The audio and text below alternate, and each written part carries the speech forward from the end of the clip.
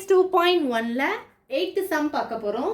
A circle of radius வந்து 70 cm is divided into 5 equal sectors. அதாவது ஒரு circle வரையறோம். அதை வந்து 5 ஈக்குவல் பார்ட்டா வந்து நம்ம பிரிக்கிறோம். அப்போ எல்லாமே ஈக்குவலா தான் இருக்கணும். அப்போ 5 பார்ட்டா பிரிச்சாச்சு.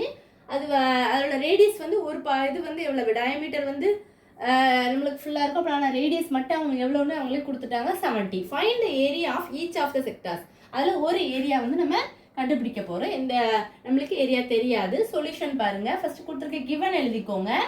நம்பர் ஆஃப் செக்டார்ஸ் வந்து எத்தனை 5 அவங்க கொடுத்துட்டாங்க. போன சம் மாதிரி தான், என்ன வேல்யூ மட்டும் தான் சேஞ்ச் பண்ணியிருக்காங்க. அதே மாதிரி தான் நம்பர் வந்து என்னது 5. ஆனால் அவங்க வந்து அங்கே லென்த் கேட்டிருந்தாங்கன்னு நினைக்கிறேன். இங்கே வந்து அவங்க கேட்டிருக்கிறது வந்து ஏரியா. அவ்வளோதான் டிஃப்ரென்ஸ். ஃபார்முலா போடுறீங்க, சப்ஸ்டியூட் பண்ணுறீங்க, ஆன்சர் கொண்டு வந்துடலாம். அவ்வளோதான் இந்த சம்மே. பாருங்க, இப்போ n வந்து 5, r வந்து அவங்க 70 சென்டிமீட்டர். இது வந்து முக்கியம், அதெல்லாம் கண்டிப்பாக நீங்கள் போடணும். அப்போ n வந்து 5, r வந்து 70யா. ஏரியாவோட ஃபார்முலா என்னது 1/n πr² யூனிட்ஸ். சரி, இது வந்து நீங்கள் ஒரு பாக்ஸ் போட்டு வச்சுக்கோங்க. ஃபார்முலா ரொம்ப ரொம்ப முக்கியம். இப்போ பாருங்க, என்னோட வேல்யூ வந்து 5 போட்டாச்சா. நம்ம பைக்கு போட தேவையில்லை, போட்டாலும் தப்பில்லை. ஆனால் அவங்க ஆன்சரில் பையோட கொடுத்துருக்கனால நம்ம பை போட்டுக்கணும். அப்படி போட்டுக்கணும். ஆரோட வேல்யூ 70 இன்ட்டு ஸ்கொயர்னால 2 தடவை போடுறோம். 70 இன்ட்டு 70.